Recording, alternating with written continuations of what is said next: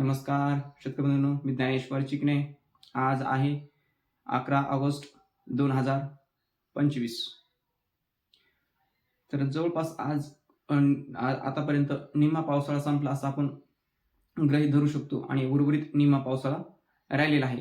तर निम्मा पावसाळ्यामध्ये आपले नाथसागर धरण हे भरलेले आहेत. निम्मे म्हणजे जवळपास आता 10-12 दिवसापूर्वीच नाथसागर धरण हे आपले पैठणचे भरलेले आहे आणि मराठवाड्यामधील मात्र अजून भरणं बाकी आहे. त्यामध्ये काहीमध्ये पाणीसाठा 50% असेल, काहीमध्ये 50% पेक्षा कमी असेल. त्याची मला काय माहिती नाही आहे किती टक्के पाणी आहे म्हणून, म्हणजे जे मराठवाड्यातील धरण असतील किंवा अमरावती आपलं अहिल्यानगर जिल्ह्यातील धरण असेल मुळा नदीवरचे, ह्याची काही मला माहिती नाही किती टक्के भरलेले आता सध्याच्या परिस्थितीला तर, आणि पूर्वी पण माहीत नव्हतं. पण एकंदरच माझ्या अंदाजामध्ये जरी माहीत नसेल किंवा किती पाणी साठलं ह्याचे किती पहिला पाणी साठा ह्याच्याशी मला काही त्याचं काही हे नाही. पण पाणी आपण ह्या भागामध्ये धरणं भरतील असा आपण अंदाज देत असतो किंवा नाही भरतील याचे, आणि ते आपले अंदाज परफेक्ट उतरलेले आहेत. त्याच्यानंतर 2024चा अंदाज दिला, तो पण आपला योग्य आला. आता 2025चा अंदाज, त्यामध्ये आपण सांगितलेले होते की तुम्ही ते अंदाज आता पाहू शकता आणि ते मी पाहू शकता. पण असं झालं की मित्रांनो, तुम्ही जे सबस्क्रायबर जे आहेत ते सबस्क्रायबर जे आपले अंदाज तितके अचूक येतं, तंतोतंत येतं, त्या मानाने तुम्ही सबस्क्रायबर करत नाहीत. तुम्हीच हे तुमच्यासाठीच एक महत्त्वाचं असतं की जितकं तुम्ही सबस्क्रायबर जास्त करताल तितकी आमची पहुंच वाढेल. मला काय ते सबस्क्रायबर केल्याबद्दल काय मला काय असं काही जास्त खूप लाभ होणार नाही आणि तुमचे काय त्याच्यामध्ये काही पैसे जाणार नाहीत हे तुम्हाला तर माहीत आहे. पण एक तुम्हाला अचूक अंदाज मिळेल व प्रत्येकाला एक हे असते की जे आपल्याला जे ज्ञान आहे ते दुसऱ्याला अर्जित करावं अशी एक भावना असते मनामध्ये, आणि ही भावना असल्यामुळे आपण सबस्क्राईब करा असं सांगत असतो. तुम्ही जर प्रत्येक आणि व्हिडिओ व्हायरल करा. तुमच्या हातामध्ये आहे की तुम्ही व्हिडिओ शेअर करायचा WhatsApp ग्रुपवर, ह्याच्यावर शेअर करायचा आणि व्हिडिओ जे आहे ते जवळपास पूर्ण व्हिडिओ पाहताना व्हिडिओ हा पूर्ण पाहायचा. त्यावेळेसच व्हिडिओला पूर्ण, नंतर पुन्हा व्हिडिओ YouTube त्याला पुढे पाठवत असतं जास्त. तशा पद्धतीने तुम्ही करू शकता आणि मागचे अंदाज तुम्ही अचूक अंदाज येतं. पण असं झालेलं आहे की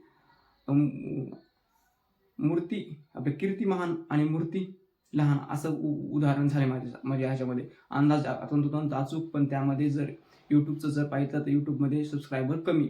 त्यामुळे असं मी म्हणत आहे की मूर्ती लहान आणि कीर्ती महान अशा पद्धती झाली आहे. तुम्ही त्याच्यावर दुसरं काही विषय जोडू नका, त्या संदर्भामध्ये फक्त मी घेतलेला आहे. तर आपला जर त्यामध्ये आज म्हणजे माजलगाव धरण, तर माजलगाव धरणावर एकूण जे मराठवाड्यात जे पाणीसाठा असतो तो पाणीसाठा हा पावसाळ्यानंतर उपयोगाला येत असतो. पावसाळ्यानंतर उपयोग येतो. त्यामध्ये हिवाळा, उन्हाळा आहे, त्याच्यावर भरणी चालत असते. आणि मुख्यत्वे सध्या जर पाहिलं तर एकूण 10 ते 20% भूभागामध्ये सरासरीपेक्षा महाराष्ट्राच्या पाऊसमान सध्या कमी आहे.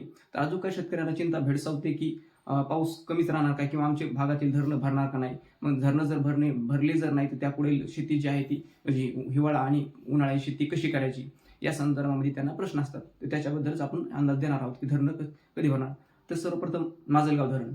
तर माजलगाव धरण हे सिंधू-फना नदीवर धरण आहे. हे धरण जे आहे ह्याच्यामध्ये पाणीसाठा किती हे मला माहीत नाही, पण ते धरण भरणारच आहे, 100% भरणार धरण. ते धरण जवळपास आज 30 ऑगस्टपर्यंत हे धरण जवळपास 50-60% पेक्षाही जास्त असेल एक. आणि त्याच्यानंतर जर पाहिलं आपण तर सेलू धरण, सेलूचं दुधना नदीवरचं धरण, हे तर लवकरच भरणार आहे. 10-12 दिवसामध्ये जो पाऊसमान सुरू होणार आहे 30 ऑगस्टपर्यंतच भरून जाणार आहे. विष्णुपुरी धरण येलदरी, आपले विष्णुपुरी धरण नांदेड, हे सुद्धा लवकर धरण भरणार आहे.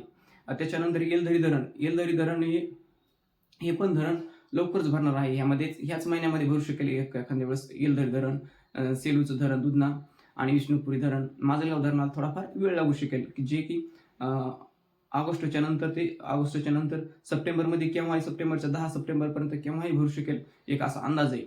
आणि उर्वरित जो आहे त्यामध्ये बीड जिल्ह्यामधील जे मांजरा धरण हे गेल्या वर्षी कमी होते भरलेले त्या गेल्या वर्षी. तर तिथल्या शेतकऱ्यांना सुद्धा आशा आहे की धरण आपले भरेल का नाही. मांजरा धरण सुद्धा यावर्षी भरणार आहे. आता राहिलं नगरचं धरण, मुळा नदीवरचं धरण राहुरी, या भागामधलं धरण जे आहे हे सुद्धा धरण लवकरच हे धरण सुद्धा भरणार आहे. म्हणजे एकंदर पाहिजे आपण धरण सांगितलेले, तुम्ही हे धरण लक्षात ठेवा.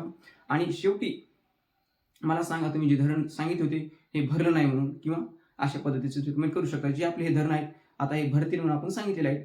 आणि आपण पैठण धरण भरणार असे आपण अंदाज दिलेला होता. मुख्यत्वे महाराष्ट्रामधून 2 नंबरचं हे पैठण धरण येते मोठं. ते धरण भरणार आपण असा अंदाज दिलेला होता आणि त्या अंदाज आपला तो तंतोतंत अचूक उतरला. त्याचबरोबर दक्षिण महाराष्ट्रामधील उजनी धरण ते सुद्धा, आता मला त्याचा पाणीसाठा किती माहीत नाही किंवा भरलं का नाही, पण ते सुद्धा धरण भरणार आहे. ते सुद्धा मोठं धरण आहे महाराष्ट्रातील. एकंदर पाहिलं तर महाराष्ट्रामध्ये पाणीसाठा सर्व मोठ्या प्रमाणामध्ये होणार आहे, हे आपला अंदाज आहे.